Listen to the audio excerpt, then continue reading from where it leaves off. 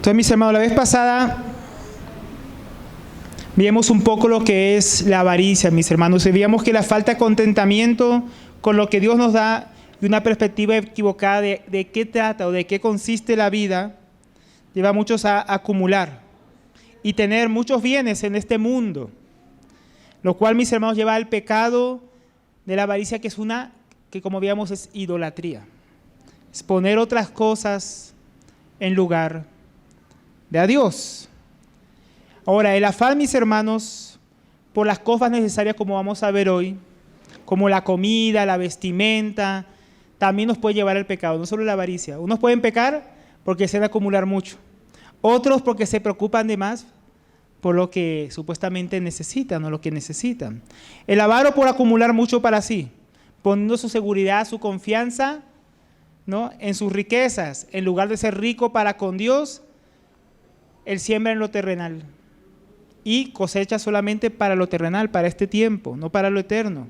El que vive preocupado, inquieto por las cosas necesarias, el avaro no es por lo que necesita, ¿no?, pero el que vive preocupado, afanado por lo necesario, peca, pero de falta de confianza en Dios, mis hermanos.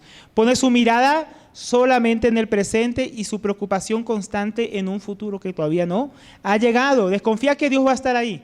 Desconfía que Dios le va a proveer, sustentar, mantener y cuidar de sus necesidades. En nuestros días, mis hermanos, muchas supuestas enfermedades mentales, ¿no?, entre comillas, en nuestros días se atribuyen a la ansiedad, al estrés, a las preocupaciones constantes que tienen las personas con su futuro, que supuestamente es incierto. Dicen que es la epidemia de nuestros días, de nuestro siglo. Pero la enseñanza de hoy, mis hermanos, nos va a mostrar que fue una situación normal del corazón del hombre. Eso no comienza en nuestros días. Vamos a ver en lo que vamos a estudiar que eso ya pasaba en los tiempos del Señor Jesús. Ya la gente se afanaba, ya la gente desconfiaba. Ya aquellos que eran discípulos de Cristo les costaba confiar en su Padre Celestial. Y eso es pecado, mis hermanos. Es pecado porque nos saca de nuestro corazón esa fe que queríamos tener en nuestro Padre, en nuestro Señor. El Señor siempre apunta al corazón, mis hermanos. Él sabe que sus discípulos necesitaban esta enseñanza, necesitaban cuidarse, como ya vimos, de la hipocresía, necesitaban cuidarse de ese temor a los hombres, necesitaban temer a Dios. Ellos también necesitaban confesarle públicamente, con valor, ayudados por el Espíritu Santo. Necesitaban cuidarse de todo tipo de avaricia.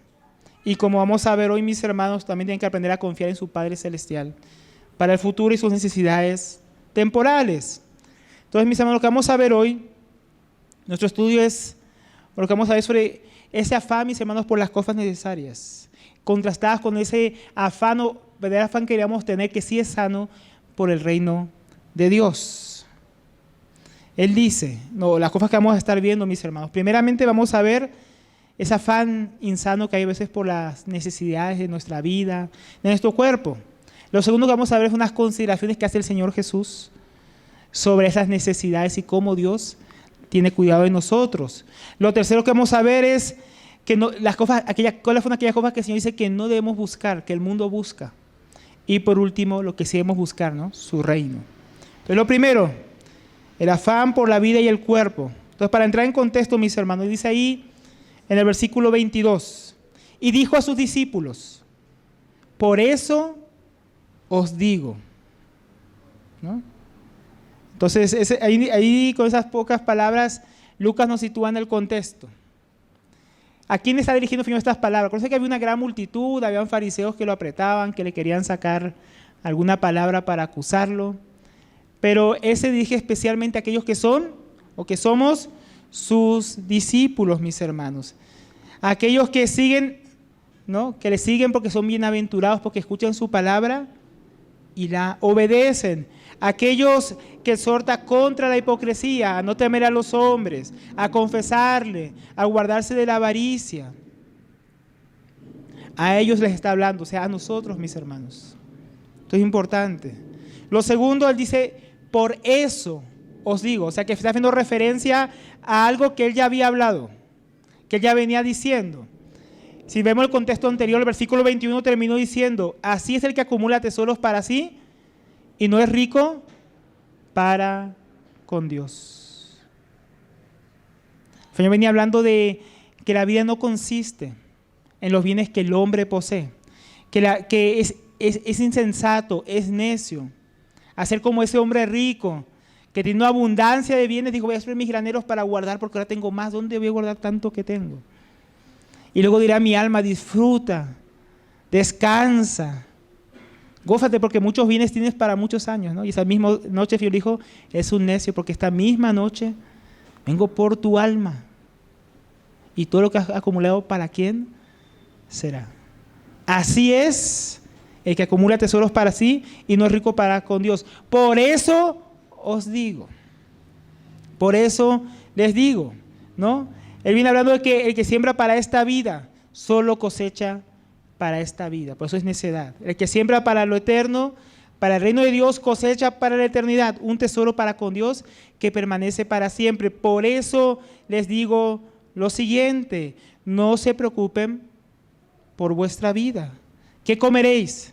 Ni por vuestro cuerpo, ¿qué vestiréis? Esa palabra preocupéis, en el griego habla de estar ansioso por, o preocuparse por algo, o estar afanado, afligirse. Es un imperativo, mis hermanos. El Señor les insta, les exhorta a no estar ansiosos, no preocupados, no afanados, no afligidos. ¿Por qué? Por dos asuntos habla Él. Primeramente, por vuestra vida. ¿Qué comeréis? Y esa palabra vida que usa aquí viene usando el mismo contexto que en la parábola del rico. Porque dice, y hablando consigo mismo, dijo, tengo muchos bienes, alma mía, descansa. La misma palabra alma es la que aquí se traduce como vida. O sea, algunos andan preocupados por su alma, por su vida, sus emociones, lo que quieren, lo que desean, lo que necesitan. ¿Qué comeréis? Y tal vez algunos de mis hermanos, al escuchar los que estaban ahí presentes, la parábola acerca de este hombre necio que acumuló tanto alimento para sí, este hombre rico de la parábola, tal vez ellos pensaban, entonces, ¿qué comeremos si no guardamos para el futuro? ¿Acaso estaba mal que este hombre guardara para el futuro? ¿Tendremos para disfrutar? ¿Tendremos para preservar nuestra vida en este mundo? ¿Nos faltará para comer más adelante?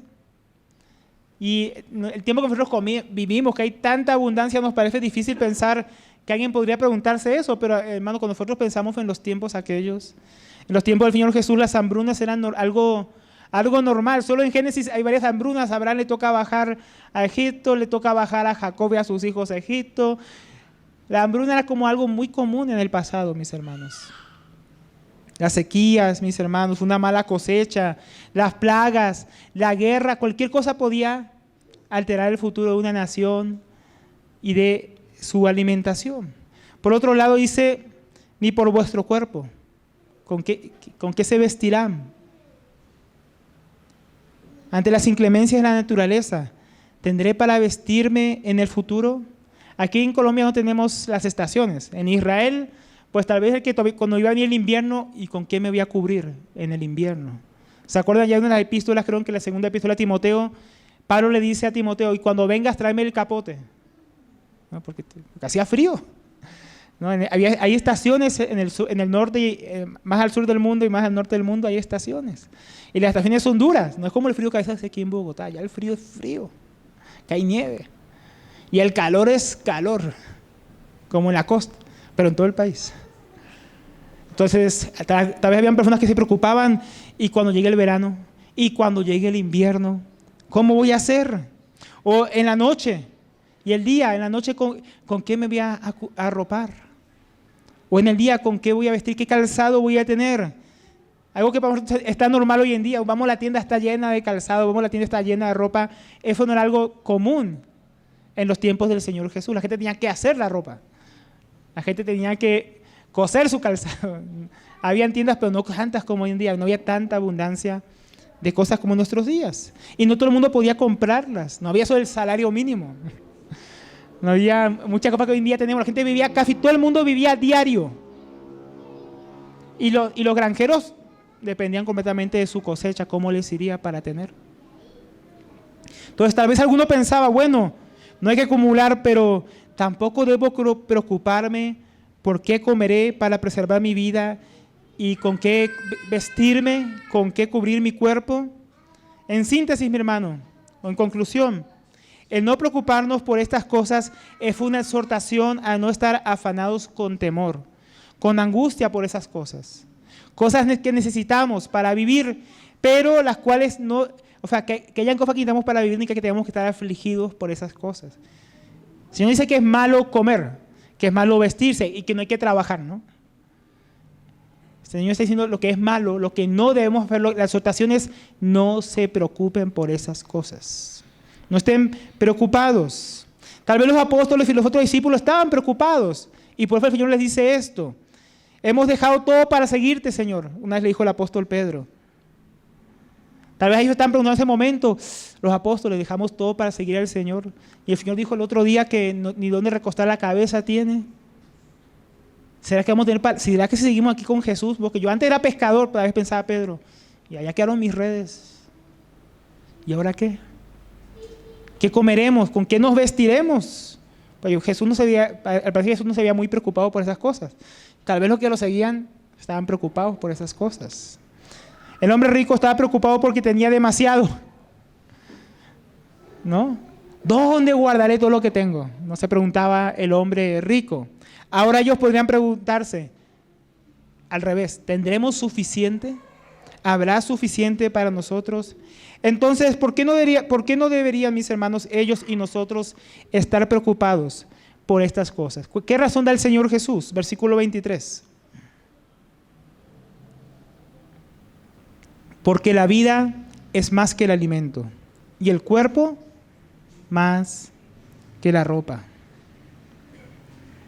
Y les dijo: estad atentos y guardaos de toda forma de avaricia, porque aun cuando alguien tenga abundancia, su vida no consiste en sus bienes. Les dijo en el versículo 15: guárdense de toda avaricia. Guárdense de todas esas cosas, mis hermanos. Y eso porque es importante. La vida, mis hermanos, no consiste en tener mucho.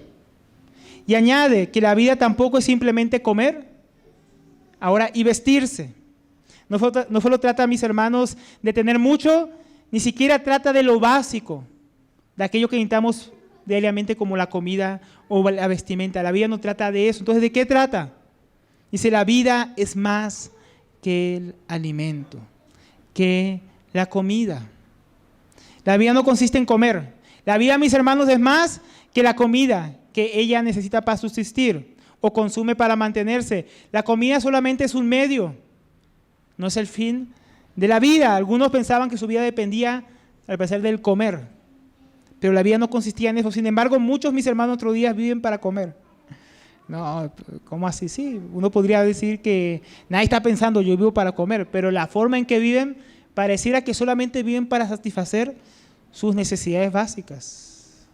Cuando hablamos en la escuela sobre el ayuno, decíamos que hay gente que tiene miedo de ayunar porque tiene miedo que se van a desmayar, van a desaparecer, se van a morir si un día no comen. Gente que nunca le gusta ayunar porque no, si ayuno un solo día, ¿qué me irá a pasar? No, tengo mucho miedo que me irá a pasar en mi cuerpo, a mi vida. ¿Qué será de mí? Y muchos viven por eso, hermanos. ¿No? Dan más importancia a la comida incluso que a sus propias almas. ¿Cuántos cristianos gastan más en comida que aún en un libro para edificarse? Que en una conferencia, que en un campamento, pero cuando es de comida eso no hay límite. Yo conozco gente que dice: Alberto, yo cuando es de comida yo no miro, ¿no? O sea, lo que gasto, ¿no? Pero después uno ve que el hermano está mirando cuando se trata de cosas para el Señor. ¿Te está viendo para la comida o está viendo para el Señor? ¿Está alimentando su alma o solamente piensa que debe alimentar su cuerpo? Muchas veces gastamos de esa manera, mis hermanos. Pensamos que nuestro bienestar es el físico y no invertimos en nuestro bienestar espiritual. No entendemos que la vida es más que la comida, que lo básico. Y el cuerpo, dice el Señor, más que la ropa. El cuerpo es más que la ropa que lo cubre. Mis hermanos, la ropa es para el cuerpo y no el cuerpo para la ropa.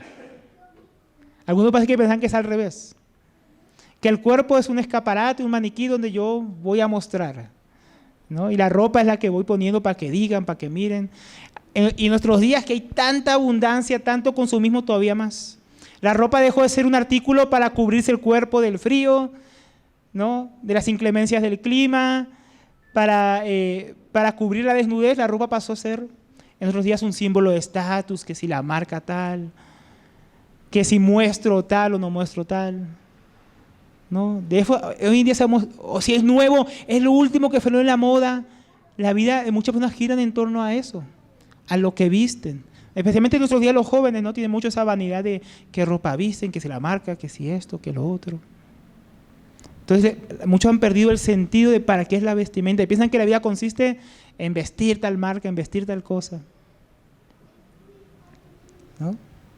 Entonces, la comida, mis hermanos, y la vestimenta no son el fin o el propósito de la vida. Es solamente un medio, mis hermanos, para vivir y glorificar a Dios. En 1 Corintios 1, 10, 31 dice, 1 Corintios 10, 31, entonces, ya sea que comáis o bebáis o que hagáis cualquier cosa, eso incluye vestirse, lo que sea, mis hermanos, hacedlo para la gloria de Dios, ¿no? Entonces, acá el apóstol pone en perspectiva, la vida es más que la comida, la vida es más que la vestimenta, la vida es glorificar a Dios. Y si como, bebo o me visto o suplo alguna necesidad que tenga, ¿con qué fines?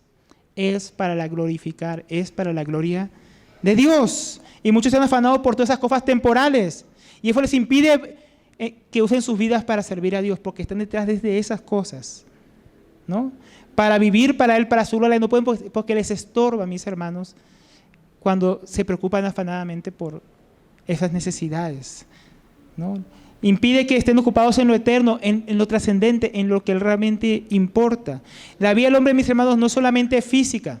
Pero cuando dicen hay que comer, y el diablo le dijo a Jesús, hay que comer, convierte esa piedra en pan. Y Jesús le dijo, no solo de pan vivirá el hombre, también de toda palabra que sale de la boca de Dios. El hombre no solamente es material, pero en un mundo materialista, con un pensamiento materialista, pensamos que la vida consiste en lo material. Y como yo soy materia, vivo para mi cuerpo, vivo porque fui como un animal, y si no como los animalitos del bosque, moriré, y ahí acabó mi vida.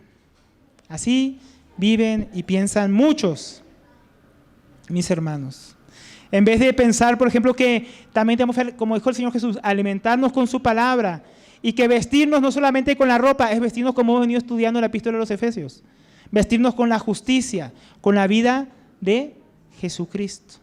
Entonces no solamente vestir lo material, comer lo material, es comer lo espiritual y vestir lo espiritual, mis hermanos. Entonces, ¿qué nos preocupa más?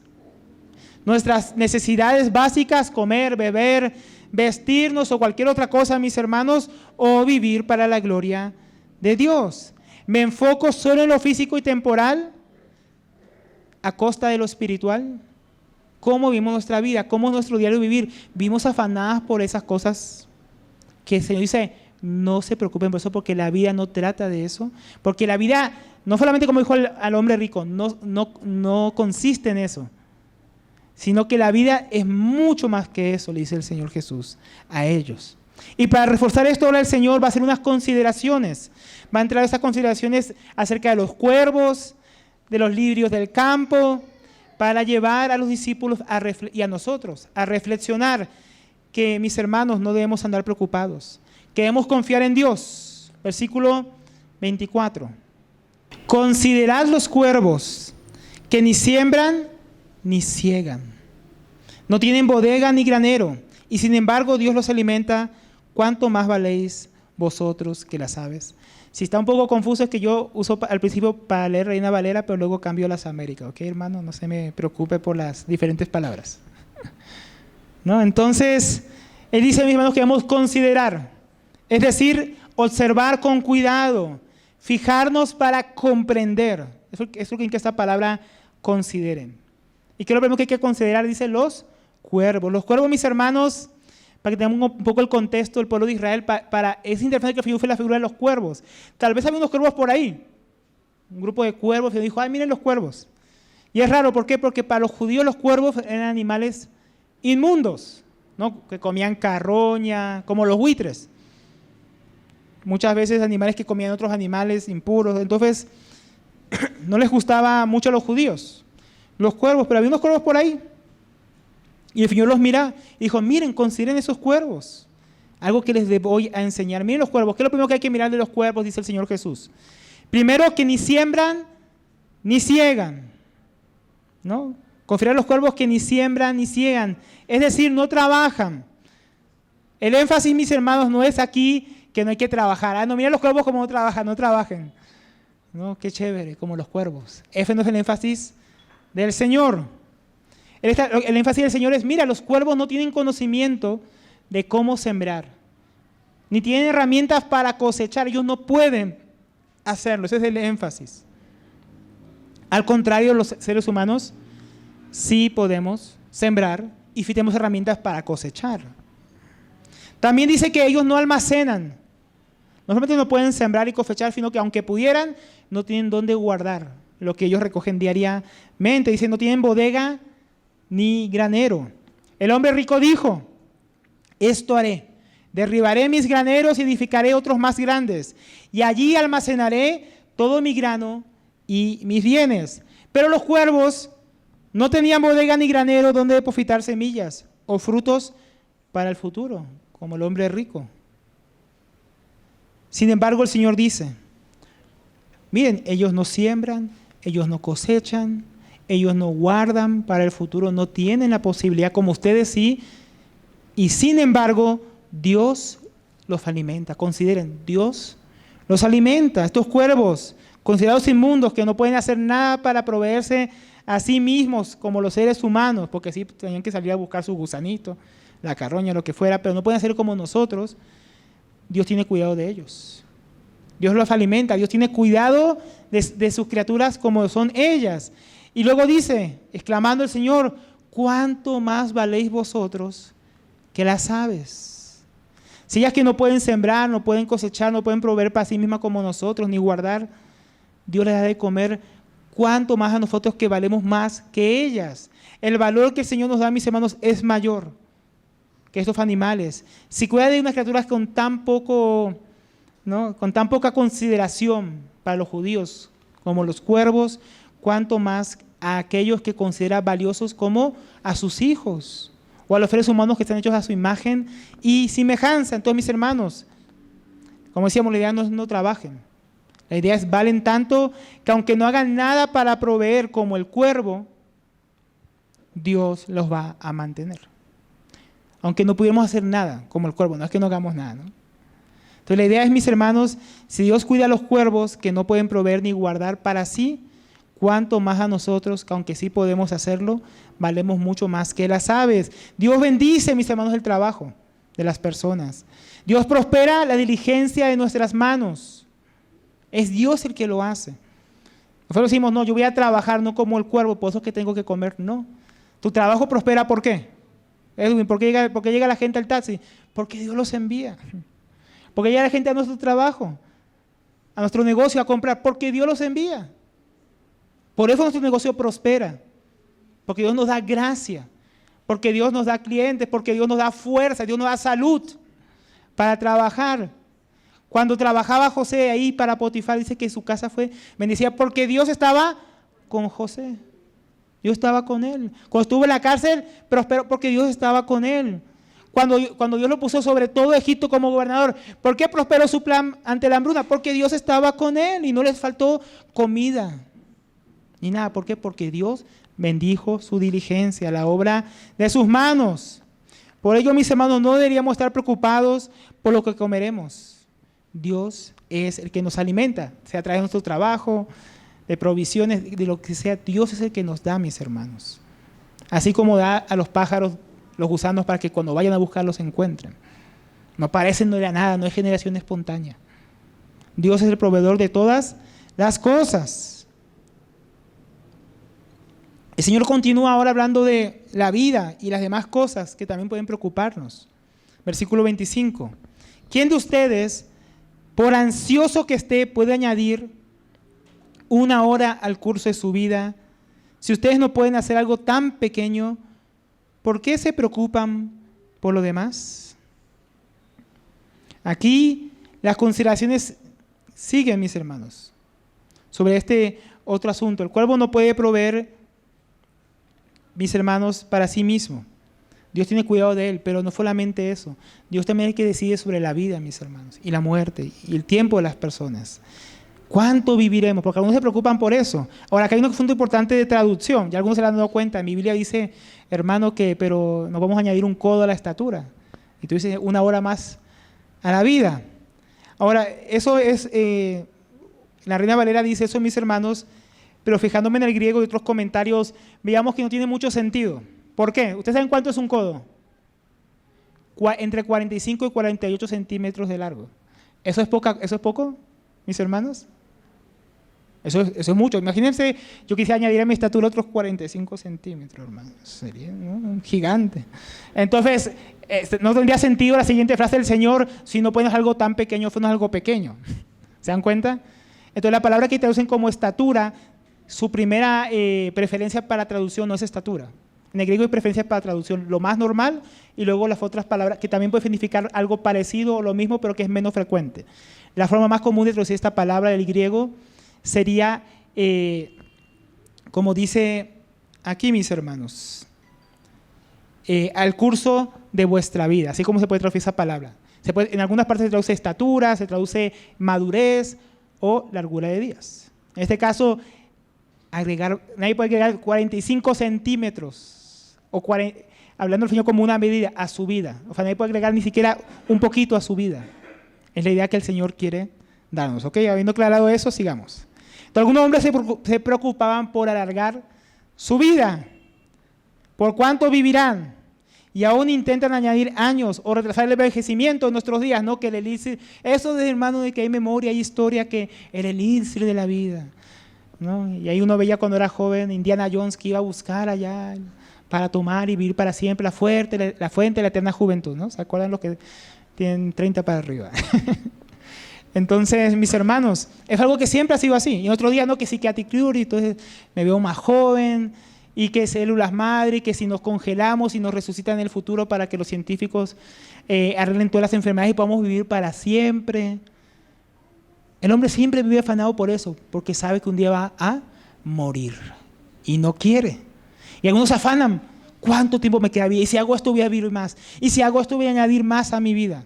No es que no haya que cuidar la vida, no hay que comer sano, hay que cuidarse, todo eso está bien. Pero como dicen algunos, hay gente que come sano, se cuida, no fuma y muere súbitamente. ¿Por qué?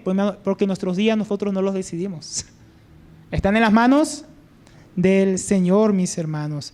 Entonces, ¿quién podrá alargar su vida? ¿Quién podrá añadir, así sea 45 centímetros, 45 minutos, 45 segundos, 1 hora a su vida, mis hermanos? Nadie. Nadie puede, mis hermanos. Nadie puede decidir, incluso los que quieren vivir menos. Nuestro día está al revés. Hay gente también que quiere vivir menos, vamos a suicidarnos. O la famosa eutanasia, ¿no? Que el suicidio, ¿no? Es otra forma de decir también suicidio. Asistido, que también es pecado. Y algunos dicen, porque yo decido cortar mi vida, porque cuánto sufrimiento. Pero ¿saben qué pasa, hermanos? Dios ha decidido que el hombre viva eternamente. Con Él en su gloria o separado de Él en la condenación eterna. Así que aún hay que piensa que quiero morir ya para descansar. No va a descansar. A menos que esté en Cristo. Gente que se afana por vivir mucho. Hay gente que se afana por morir ya. Y no se mueren. Yo conozco abuelitos que dicen, yo ya quiero irme. Y no se van. No es cuando ellos quieren. Es cuando el Señor decide, mis hermanos. Así que no solo la prolongación, sino también el final de la vida. Mis hermanos, y luego dice el Señor, si ustedes pues no pueden hacer algo tan pequeño como alargar un poquito su vida, así sea un codo su vida, un palmo, ¿no? Algo tan pequeño como 45 centímetros, ¿por qué se preocupan por las demás cosas que son pues más grandes? Acá es un diminutivo, algo tan pequeño, es el diminutivo en griego, algo muy pequeño, no podemos hacer y queremos hacer cosas más grandes, ¿no? Lo más aquí es la comida y la vestimenta. Porque andar afanados por ello, cuando ni la duración de nuestra vida está en nuestras manos, ambas cosas, mis hermanos, son necedad. Porque ambas cosas están en las manos solamente de Dios. ¿Qué vestiremos? ¿Qué comeremos? ¿Cuánto viviremos? ¿O si moriremos mañana? ¿O al momento? Yo escucho pastores que mueren predicando últimamente. ¿No? Entonces uno puede estar aquí predicando y morir súbitamente, mis hermanos. Nadie sabe, solo Dios sabe esas cosas. Y Dios es el que las provee. Dios es el proveedor de la vida. y el dador también de la muerte, de la comida y la vestimenta y de todas las cosas. Luego otra consideración más hacia el Señor. Considerad los lirios, en el versículo 27, los lirios. ¿Cómo crecen? No trabajan ni hilan. Pero os digo que ni Salomón en toda su gloria se vistió como uno de estos. Y si Dios viste así la hierba en el campo, que está hoy en el campo y mañana es echada al horno, ¿cuánto más por vosotros, hombres de poca fe? Entonces, considerad los lirios. La palabra en griego, mis hermanos, no es propiamente lirio, o es algo parecido al lirio, sino una palabra usada para referirse en general a las flores silvestres, entre las cuales, mis hermanos, estaban los lirios, azucenas, anémonas y otras flores comunes que uno podía encontrar en el campo. Seguramente era primavera. Y tal vez el Señor caminando, hablando con los discípulos, con la multitud que los seguía, los fariseos que los echaban, aparte de ver unos cuervos, el campo estaba lleno de flores. Usted va a Israel en primavera, eso es lleno de flores, lleno de pasto verde. El único momento del año que usted va a ver eso.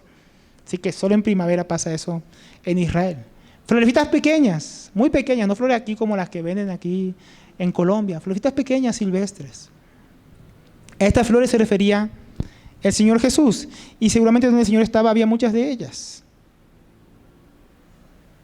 Y Él dice, mírenlas, considérenlas, fíjense, aprendan una lección acerca de esto. Dice, miren cómo crecen. ¿Cómo crecen las flores, mis hermanos? ¿Usted ha visto cómo crecen las flores? ¿Se esfuerzan mucho, trabajan mucho para crecer? No, es lo que se fijan. Miren cómo crecen, sin esfuerzo, no están preocupadas por crecer. Y sin embargo, ellas crecen, como dice el apóstol Pablo, mis hermanos, hablando pero de la edificación de la iglesia, ¿no? Que uno sembró, otro regó, pero el crecimiento ¿quién lo da? Dios, y no solamente en la iglesia, también las plantas, las flores, la vida, ¿no? Es el Señor el que provee el crecimiento. ¿Qué más dice que hay que fijarse? No trabajan ni hilan. Ellas no proveían vestimenta para sí mismas por medio de esfuerzo o el trabajo de hilar o en un telar, como en aquella época para proveerse de vestimenta. Ellas tenían que soportar el sol en el día y el frío en la noche. Y no tenían con qué cubrirse o hacerse para ellas mismas. Pero dice el Señor, pero les digo que ni Salomón con toda su gloria se vistió como uno de estos. Ni aun Salomón, mis hermanos, con toda la riqueza que acumuló en el esplendor del reino de Israel. El periodo de Salomón fue el periodo de más esplendor del reino de Israel terrenal, cuando estuvo las 12 tribus unidas, el reino unido. Fue el mayor momento de riqueza, de prosperidad, de seguridad, de paz, mis hermanos. Y ni con todo eso Salomón alcanzó a vestirse como una de estas florecitas silvestres. Es decir, que lo mejor que el hombre puede proveer para sí mismo sigue siendo insignificante, sigue siendo poca cosa comparado con lo que Dios provee, mis hermanos. Incluso a unas flores silvestres. Y luego habla de nuestra fe. Y si Dios viste así la hierba en el campo, que hoy está en el campo y mañana es echada al horno, estas flores, mis hermanos, aunque hermosas, eran apenas, dice el Señor, hierba en el campo, que hoy está y mañana es echada a un horno. Ese horno que habla acá era un tipo de horno hecho de barro, un horno que usaba más o menos los pobres, y como no tenían a veces para leña y otras cosas, agarraban estas flores secadas por el sol y las usaban como combustible para calentarse en la noche o para cocinarse el pan, mis hermanos. O sea, era el combustible para los pobres. Son hermosas. Ni Salomón se vistió como ellas, pero el día de mañana ya son apenas combustible, paja, hojarasca ahí para calentarse un poco, cocinar un poco de pan. En otras palabras, miren cómo Dios viste unas flores que tienen tan poca duración, que tienen tan poco valor para los hombres. ¿Cuánto más hará por vosotros, hombres de poca fe? ¿Cuánto más hará Dios? ¿O cuánto más Dios, mis hermanos, vestirá o nos vestirá a nosotros, si así viste estas flores comunes y tan efímeras? En conclusión, mis hermanos, entonces volvemos al problema. ¿Cuál es el problema? Dice el Señor Jesús. El problema es, mis hermanos, que Dios no va a proveer, ¿acaso? ¿Será que Dios no va a proveer? Hasta los cuervos Él alimenta, mis hermanos. El problema, mis hermanos, no es si tendremos que comer o si tendremos que vestirnos. Dios es capaz incluso de vestir la hierba que hay en el campo. Él puede proveer el alimento y el vestido, sustentar nuestra vida, cubrir nuestras necesidades como hace con todas sus criaturas. Él nos da más valor que los animales o las flores. Entonces el problema, ¿dónde está, hermanos? No está en Dios. El problema está en nuestra falta de fe, dice el Señor. Tenemos poca fe. Nuestro pecado, mis hermanos, es desconfiar de Dios, de su gracia, de su cuidado, de su protección, de su provisión. Cuando andamos afanados, preocupados, ansiosos, angustiados, eso que muestra que tenemos falta de fe, que no estamos confiando, un corazón ansioso por las cosas necesarias, que no descansa en Dios, solo revela un corazón que no confía en Dios, que no confía en su Señor, que tiene cuidado de nosotros. Tal vez porque estamos confiando en nosotros mismos. ¿No? Si tendremos tiempo, la fuerza, los recursos, nosotros. Pero sin tener en cuenta a Dios, que es, como decíamos antes, el que bendice nuestro tiempo, esfuerzo y recursos para que produzcan. Porque hay gente que se esfuerza, hermano, y su esfuerzo, ¿cuánto produce? Nada. Yo conozco personas que se matan trabajando y no producen nada, hermano. Nada. Porque están dando la espalda a Dios. Porque confían en sí mismos y no en Dios. Y Dios no bendice esa obra. Dios no bendice ese trabajo. Muchos creen que vivir por fe, mis hermanos, porque dicen, no, hermano, bueno, eso de vivir por fe es para los que están en el ministerio, ¿no? A tiempo completo. Pero como veíamos antes, mis hermanos, todos los hijos de Dios, todos vivimos por fe. Todos. Todos vivimos por fe porque, como decíamos antes, Dios es el que envía a los clientes, Dios es el que sustenta el trabajo, Dios es el que lo bendice. Nosotros tenemos fe que Dios va a bendecir. Aquellos que aquí trabajan y salen a abrir un negocio, tienen fe que Dios va a permitir que vendan ese día, sino porque van a ir a abrir el negocio. Entonces, todos vivimos por fe. No tenemos que confiar en nuestro trabajo, mis hermanos. Ni afanarnos por si habrá o no habrá, porque es Dios quien bendice, quien hace todas las cosas. Cuando confiamos simplemente en nuestras capacidades, fácil será afanarnos cuando nuestras capacidades se debiliten. Y si hoy estoy enfermo, ¿cómo voy a hacer? ¿Qué va a hacer de mí? Y si me despiden, yo confiaba en ese trabajo, ahora ¿cómo me voy a sustentar? ¿Cómo voy a hacer? Porque nuestra confianza no está en Dios. Y mira la declaración, mis hermanos, de confianza que hace Habacuc en un tiempo de angustia. Habacuc 3:17. Dice, aunque la higuera, usted lo conoce, no florezca, ni en las vides haya fruto, aunque falte el producto del olivo y los labrados no den mantenimiento y las ovejas sean quitadas de la majada. ¿Por qué? Porque venían los babilonios, iban a conquistar, iban a matar a un montón de personas, iban a llevar todas las riquezas, todos sus frutos, todo lo que ellos tenían se lo iban a llevar. Y no haya vaca en los corrales porque se las llevaron. Con todo yo me alegraré en Jehová y me gozaré en el Dios de mi salvación. Jehová es mi fortaleza. Él cual hace mis pies como de siervas, mis alturas me hace andar. Mira la declaración de Habacuc en un tiempo de angustia. Eso es vivir por fe. Vivir por fe no es que hay todo, que supuestamente hay todo lo que necesito. Habacuc decía, no va a haber nada de lo que necesitamos. Sin embargo, yo voy a confiar en el Señor, me alegraré en el Señor. De Él viene mi salvación, de Él viene mi gozo, de Él viene mi fortaleza. Entonces, eso es no confiar en nosotros mismos. Él tenía todas las razones para estar afanados, y él estaba afanado hasta que Dios le mostró lo que iba a hacer. Está afanado, Señor, no permitas que vengan. ¿Cómo vas a permitir este juicio? ¿Cómo vas a permitir que hagan eso con tu pueblo? Y luego el Señor, el justo, tranquilo, el justo por la fe vivirá. Vivir por fe. Los que confían en el Señor, a pesar de la falta de todas las cosas, van a vivir. Y si muramos en este mundo, tenemos la vida eterna. Vamos a vivir. Miren lo que dice el apóstol Pablo, encadenado, preso en Roma, Filipenses 4:4.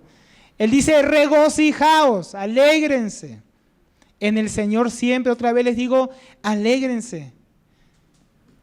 Él habla que vuestra gentileza sea conocida por todos los hombres. El Señor está cerca, luego continúa. En nada estén afanosos, sino sean conocidas vuestras peticiones delante de Dios en toda oración y ruego, con toda acción de gracias. Y la paz de Dios, que sobrepasa todo entendimiento, guardará vuestros corazones y vuestros pensamientos en Cristo Jesús.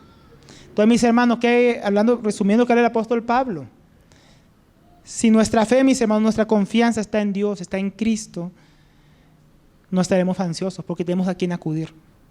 Dice, lleven sus ansiedades, lleven en oración sus necesidades a Dios. ¿Y cuál es el resultado? ¿No? Tendrá una paz que sobrepasa todo entendimiento, que guardará vuestros corazones y vuestros pensamientos en Cristo Jesús. Corazón que reposa en la paz que da Dios. Un corazón que es guardado de la ansiedad, de la preocupación, del afán, de la zozobra, de qué será. Porque tiene a quien acudir. Porque está en Cristo Jesús. Porque fue su confianza, no si estoy en el mundo, si estoy en el tal trabajo, si estoy en tal sueldo, si estoy en tal, no es, si estoy en Cristo es la pregunta. Y es también la respuesta para tener paz, mis hermanos. No debemos estar afanados. Luego al final dice que no debemos estar afanados y tampoco debemos buscar lo que el mundo busca, ni preocuparnos por ello. Dice, mis hermanos, versículo 29, vosotros pues no busquéis que habéis de comer, ni que habéis de beber. La ansiedad, mis hermanos, el afán por las cosas necesarias muestra nuestra poca fe, pero también revela que estamos buscando las cosas equivocadas. Como dice aquí, buscamos lo que el mundo, como decía más adelante, buscamos lo que el mundo busca. Ya que Dios, mis hermanos, cuida de los cuervos y de las flores en el campo y lo hará mucho más con nosotros a pesar de nuestra poca fe, entonces no deberíamos buscar esas cosas. Aquí la idea es buscar, no es otra vez, no que no trabajemos, no hermano, no busque la bebida, el trabajo, no hay que trabajar para beber y comer, hermano, eso llega solo. Esa no es la idea, mis hermanos. No es que no seamos diligentes, ¿no? Que dejemos la diligencia como la de la hormiga, dice el perezoso en Proverbios. Mira al hormigo perezoso, ya trabaja y tiene para el invierno porque ya junta en el verano. Entonces no es una invitación a ser perezosos porque el que no trabaja, dice la Biblia, que no coma, mis hermanos. Pero como la vida es más que comer, más que vestirse, más que beber, entonces el punto focal, el propósito de nuestra vida, mis hermanos, no tiene que ser procurar, vivir o ocuparnos en estas cosas. No es lo mismo procurar el alimento y la bebida trabajando, comprando, que vivir para esas cosas, no es lo mismo. Hay que trabajar para comer. Hay que trabajar y Dios bendice el trabajo y comemos. Y bebemos y nos vestimos. Pero el punto focal de nuestra vida no puede estar en esas cosas. Ese no es el propósito. En otras palabras, mis hermanos, que nuestra vida no sea centrada en eso. Desconfiando en Dios, en su cuidado y provisión. Aquellos que viven enfocados en las necesidades de esta vida, descuidan la vida misma. Se olvidan de vivir. Aquellos que solo buscan lo terrenal, dejan de lado lo celestial. Aquellos que viven su vida con el enfoque en este mundo, en lo temporal, despertarán un día y conocerán, mis hermanos, que malgastaron su vida, su tiempo. Conocerán aquello que dice allá en Mateo 16, 21 en adelante, 24 en adelante, que el que gana su vida en este mundo, la perderá. Pero el que pierde su vida en este mundo, la hallará. Y luego agrega, no estéis preocupados, pero el Señor ya dijo eso. Aquí fue una palabra diferente. Acá la palabra que usa el Señor es meteoritzeste, de meteorizo, o meteorizomais. Es como meteoro, ¿no? Ahí viene la palabra meteoro en español. Metafóricamente es estar ansioso por un estado ausente de la mente, de oscilar entre la esperanza y el temor. Traduce la Reina Valera, ni estéis en ansiosa inquietud. Esto habla de una persona que tiene la mente elevada, ¿no? En los problemas, las situaciones, las circunstancias, sus preocupaciones, ¿no? Tú estás hablando con él y él está allá preocupado porque no tengo cómo pagar el recibo, no tengo hoy cómo hacerlo eso, ¿qué será de mí mañana? ¿Será que, no mira lo que habla el hermano Alberto, será que tengo para comer? ¿Qué será? ¿Podré pagar con todo lo que está subiendo la vida? ¿Podré seguir comiendo carne todos los días? La gente preocupada ya su mente en otro lado. Ese tipo de temor, ese tipo de preocupación que nos saca de la realidad y nos lleva angustiando por cosas que tal vez ni pasen y aún no han pasado y tal vez nunca vayan a ocurrir, pero ahí está nuestra mente. No estén preocupados. El cristiano no debe permitir, mis hermanos, que sus pensamientos lo lleven a desconfiar de Dios, a buscar preocupadamente la solución para el futuro o las circunstancias presentes en sí mismos.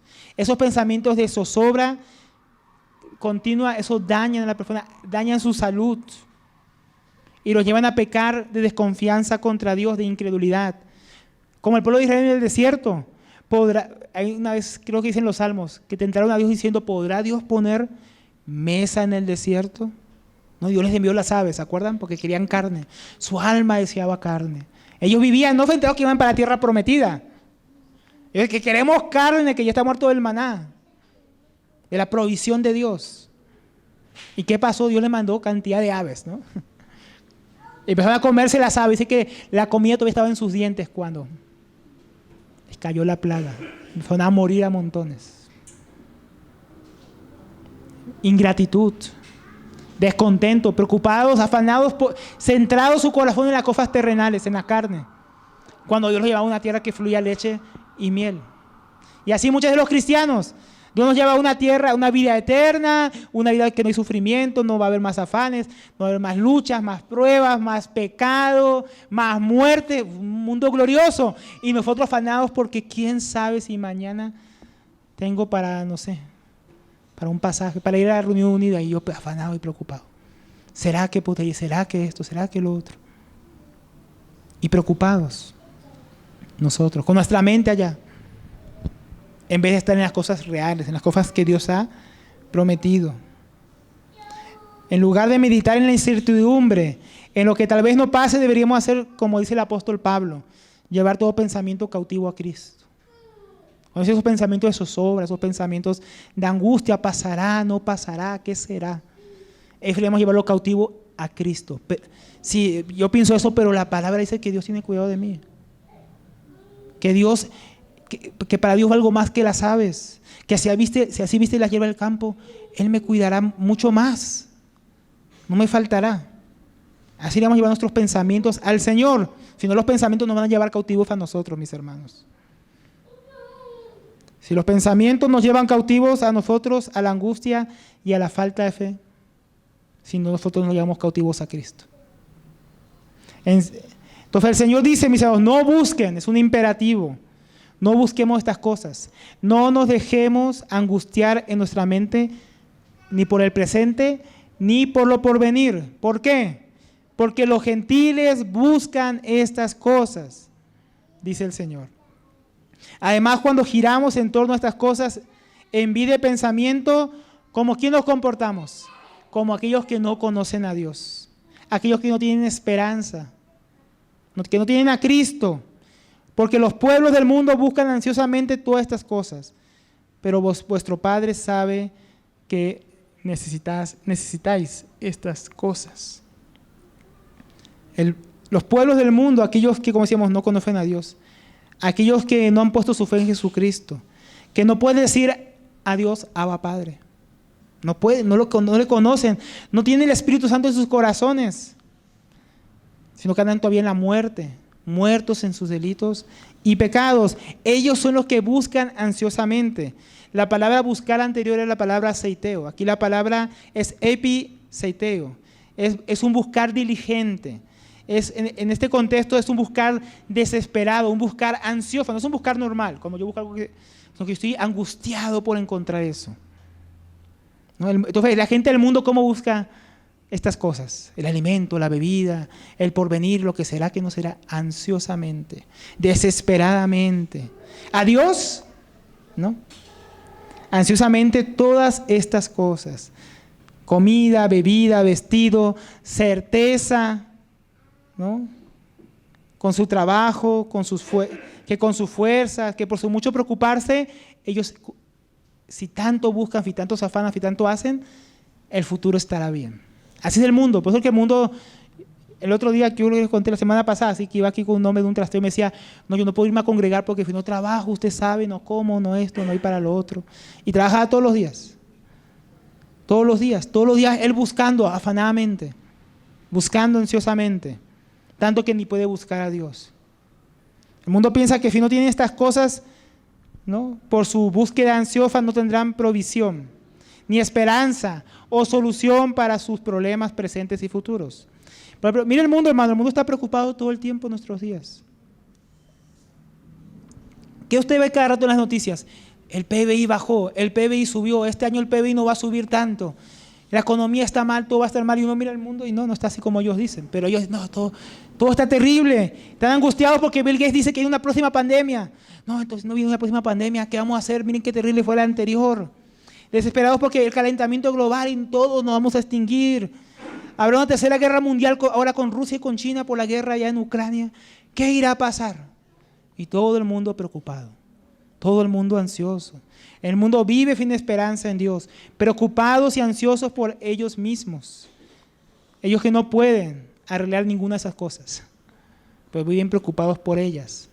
Ahora, cuando el cristiano se preocupa, mis hermanos, afanosamente por lo mismo, en su práctica se comporta como ¿qué? Como un ateo, como alguien que no conoce a Dios, como los pueblos del mundo que no tienen conocimiento de Dios ni esperanza, ni su palabra.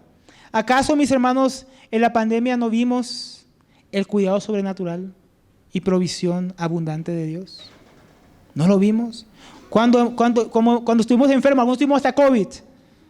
Y aquí no murió nadie, hermanos. Y preocupados si viene la próxima pandemia. ¿No nos cuidó el Señor? ¿Cómo Dios, mis hermanos, que proveyó a su Hijo para nuestra salvación, no va a cuidar, mis hermanos, si viene la guerra, si viene la pandemia, la enfermedad, lo que sea? ¿Cómo tiene un tal sumo sacerdote que traspasó los cielos, mis hermanos, y abrió un camino al Padre en su carne por medio de su sangre, para atravesar el velo, para poder estar delante del trono de su gracia? Aquel que intercede por nosotros, ¿cómo vamos a temer si tenemos tal sumo sacerdote pendiente? O como dice Romanos 8:32, el que no escatimó a su propio Hijo, sino que lo entregó por nosotros, ¿cómo no nos dará también con Él todas las cosas? Entonces, mis hermanos, no tenemos que estar preocupados porque el mundo es el que está preocupado por esas cosas, porque el mundo es el que no tiene esperanza.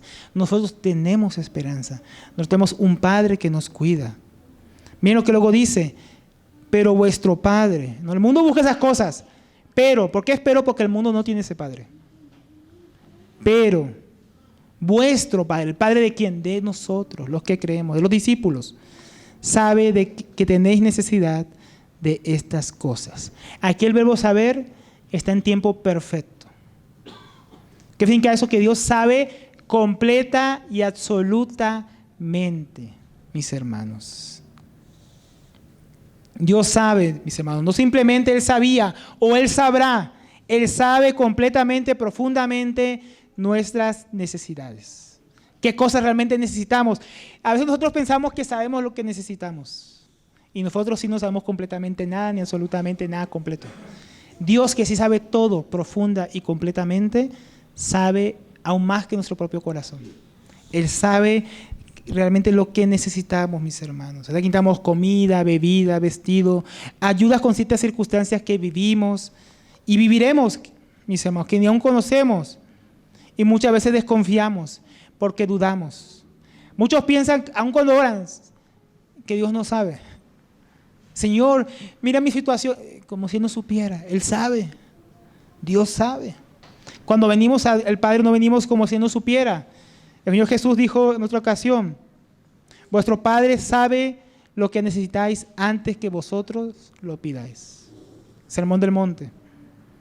Él ya sabe antes que le pidamos. Entonces nosotros tenemos que ir a pedirle angustiados, ansiosos, como si no, es que tú no sabes, Señor. Tú no sabes que no tengo, tú no sabes, Él sabe. Somos nosotros, mis hermanos, como decíamos, los que no sabemos.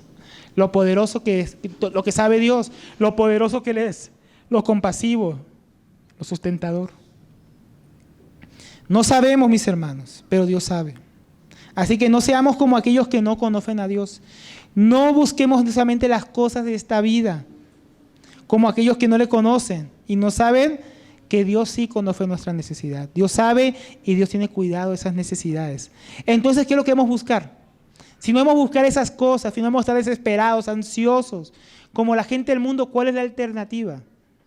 Hay una ansiedad que es buena, hermano. Hay una búsqueda que es buena. y no es la cosa de este mundo, no es lo que el mundo busca. Versículo 31, más buscad su reino y estas cosas serán añadidas. ¿Se acuerdan del capítulo 11 de Lucas que estudiamos, mis hermanos? La oración, ¿no? Enséñanos a orar. Y ahí el Señor enseñó a sus discípulos. ¿Y qué es la primera cosa que dice? Padre nuestro. Y luego dice, venga tu reino. Perdón, dice, bendito sea tu nombre. Y luego, venga tu reino, mis hermanos. Entonces, ¿y lo dice antes de qué? Antes de decir, danos hoy el pan nuestro de cada día. Entonces, el reino de Dios, mis hermanos, tiene prioridad sobre las necesidades de hoy y del futuro. Primero es el reino de Dios, luego es el pan nuestro de cada día. Primero es el reino de Dios, luego las necesidades son suplidas. Buscar su reino en el contexto de los discípulos es bien interesante, porque uno que ponerse en los zapatos de los discípulos, ¿qué estaban pensando ellos cuando escucharon el reino? Ellos no tenían todo el Nuevo Testamento escrito, ni sabían todo lo que nosotros sabemos. ¿Qué estaban pensando ellos? El Señor los había enviado en el capítulo 10, que también estudiamos, de 2 en 2, ¿se acuerdan? A los 72. Los envió de 2 en 2. Les había enviado a predicar, a proclamar el reino, mientras señales milagrosas daban testimonio de que su reino había llegado. Pero el Señor también, que les dio unas instrucciones, ¿se acuerdan? No deben llevar dinero, ni ropa extra, ni provisiones para el viaje, ¿no? Porque el que trabaja es digno de su salario. Y cuando regresaron, ellos podían dar testimonio de que nada les había faltado. Entonces, buscar el reino de Dios para ellos en ese momento era claro. Era proclamar el evangelio, preparar el camino a Jesucristo que tenía que ir a esas ciudades, dar testimonio de la obra del Señor mientras andaban enfermos, echaban demonios y proclamaban el evangelio. Para ellos en ese momento eso era busca el reino. Después de la ascensión del Señor sería llevar el evangelio a todas las naciones hasta los confines de la tierra, haciendo discípulos, estableciendo iglesias, enseñándoles todo lo que les había mandado. Entonces, mis hermanos, esta debería ser nuestra búsqueda ansiosa. Que Dios sea conocido y que Dios sea creído, que Cristo sea proclamado, que la palabra de Dios sea anunciada, que más iglesias sean plantadas y edificadas, que los que, mis hermanos, creen vivan como discípulos obedientes de Cristo, que vean una vida santa, que la palabra de Dios corra. Esa debería ser, mis hermanos, nuestra búsqueda. Y no solo eso, también, mis hermanos, en nuestra vida, ¿qué es buscar el reino de Dios en mi vida? Es buscar que Cristo sea formado, Cristo sea experimentado, Cristo sea testificado en todo lo que somos y hacemos en el avance de su reino en nuestros corazones. Deberíamos buscar su reino en nuestros hogares, buscar su reino en nuestros trabajos, buscar su reino en nuestro diario vivir, en todo lo que hacemos, mis hermanos, sea que comamos o que bebamos o cualquier otra cosa quisiéramos, tiene que ser para la gloria de Dios y el avance de su reino en esta tierra. Y eso implica, mis hermanos, buscarle diariamente. ¿Qué buscar el reino diariamente? Buscarle en su palabra, para conocer a quién es el rey y cuál es su reino. Usted debe encontrar eso en la palabra. Buscarle en oración, para tener comunión con el rey del reino. Buscar tener comunión con los ciudadanos del reino. ¿Quiénes son? Su iglesia. No debemos dejar de congregarnos. Buscar congregarme es buscar su reino. Buscar que otros conozcan al rey y su reino por medio de la evangelización. Proclamar al rey a las personas para que lo conozcan y vengan a él en fe. Buscarle en mi hogar con mi familia para que lleguemos a servir juntos en su reino. Implica buscar servir en el reino de Dios, en la edificación de su iglesia, mis hermanos. Somos soldados de un reino celestial. Y como decía el apóstol Pablo, si un soldado se enreda en los asuntos, y aquí podemos agregar los afanes de esta vida, entonces no podremos agradar a aquel que nos tomó como soldados. Porque un soldado está centrado en la guerra. El ejército se preocupa por su provisión, el soldado no se preocupa, ¿será que come? No. Bueno, en la selva sí se preocupaba por su provisión. Pero ¿quién la proveía? Dios. Dios. En el ejército, el que lo envía a uno es el que se preocupa, mis hermanos. En el ejército de Dios, Dios es el que se preocupa por sus soldados. Dios se encarga de la provisión, Dios se encarga de lo necesario. Pero el soldado vive preocupado por qué va a comer, por qué va a beber, con qué se va a vestir, cuál va a ser su equipamiento. Él va a estar buscando eso en vez de enfrentar al enemigo, en vez de estar avanzando para su rey, para su Señor. Nosotros como soldados del Señor tenemos que estar enfocados, buscar su reino. El reino de Dios, su reino, es lo único que merece nuestra búsqueda continua, esforzada y ansiosa, afanosa. Es allí donde hemos tenido puesta nuestra mente y el enfoque, y no en las cosas por allá de qué pasarán. El apóstol Pablo decía a los Filipenses, capítulo 3, 13, hermanos, yo mismo no considero haberlo ya alcanzado, pero una cosa hago, olvidando lo que queda atrás. Hay cosas que los afanes tienen que quedar atrás, mis hermanos. Las preocupaciones tienen que quedar atrás. Ese enfoque de vivir para comer, para beber, para vestirme, para lo básico, para lo diario debe quedar atrás. Y en lugar de eso, como dice él, prosigo hacia la meta. Porque la meta es que la vida es más que comer, la vida es más que beber. La meta no es comer, no es beber, no es vestirme. No es hacer, no es viajar, no es gozarla. ¿Cuál es la meta, mis hermanos? El premio, el supremo llamamiento de Dios en Cristo Jesús. Su reino es la meta. Su persona que está en él, porque su reino trata de él, ¿no? No trata de las calles de oro, ¿no? Ni el mar de cristal. Trata de Cristo en medio de esa ciudad, en medio de su pueblo, mis hermanos. Entonces, mis hermanos, en este caso, olvidemos sus afanes, preocupaciones temporales, de las cuales Dios tiene cuidado, y enfoquémonos en lo que Él nos pone delante, su reino. En la meta, mis hermanos. Y luego dice, y estas cosas os serán añadidas. Entonces, si estamos centrados, si estamos enfocados, buscando el reino de Dios, entonces nuestras necesidades, al igual que los discípulos, cuando fueron enviados de 2 en 2, ¿y qué pasó? Todas sus necesidades fueron suplidas. No les faltó comida, no les faltó donde dormir, no les faltó vestimenta. Y cuando ellos volvieron, Señor, mira todo lo que pasó, y hasta los demonios se sujetan y no faltó nada. No había faltado nada, mis hermanos. Ellos fueron enviados por el Señor y todo fue suplido. Estas cosas no significan, mis hermanos, cuando aquí dice, y estas cosas serán añadidas, ¿usted qué piensa? Un carro, me ha añadido un carro, una casa, ¿no? un sueldo más grande. No, estas cosas que eran en el contexto, comida, bebida, vestimenta, lo necesario, ¿no? Eso es aquí, no la extravagancia. ¿Cuáles fueron las añadiduras? Lo necesario para la vida, para el cuerpo, para las situaciones y dificultades que tenemos que afrontar. Si nos enfocamos en su reino, en vez de esas cosas, Dios va a suplir. Él bendecirá nuestro trabajo, nuestro esfuerzo, para que tengamos lo necesario, o lo proveerá de otras maneras. El enfoque en su reino, mientras estamos enfocados en Él, mis hermanos, la provisión necesaria no faltará. Cuando Abraham fue a obedecer a Dios, ¿se acuerdan? Toma a tu hijo, el único, el que tú amas, al monte que yo te mostraré, que era allá en Moría, a 3 días de distancia, y ahí adórame. Y usted ve, y ¿qué hizo Abraham? Se afanó. Usted ve que rápido tomó su mula, la cargó, tomó 2 siervos, vámonos. O sea, afanado a obedecer a Dios. Y cuando llega allá, dice, vas a sacrificar a tu hijo. Y el hijo le pregunta, ¿y dónde está el cordero para el sacrificio? Dios proveerá. Dios se proveerá cordero para el sacrificio. ¿Y qué pasó? Dios proveyó un cordero para el sacrificio. No le faltó. Abraham, mis hermanos, ¿por qué? Porque estaba buscando el reino, la voluntad de Dios. No le faltó a Elías cuando se fue a matar a los profetas de Baal y anunciar al pueblo de Dios que Dios era el único Dios verdadero. Y luego cuando huyó, ¿a qué usó Dios? ¿Qué usó Dios? Los cuervos. Los cuervos para llevar alimento. Un alimento que los sostuvo 40 días por el desierto caminando sin comer ni tomar. Mis hermanos. A él no le faltó. Mis hermanos, porque los cuervos que ni siembran ni cosechan le llevaron comida.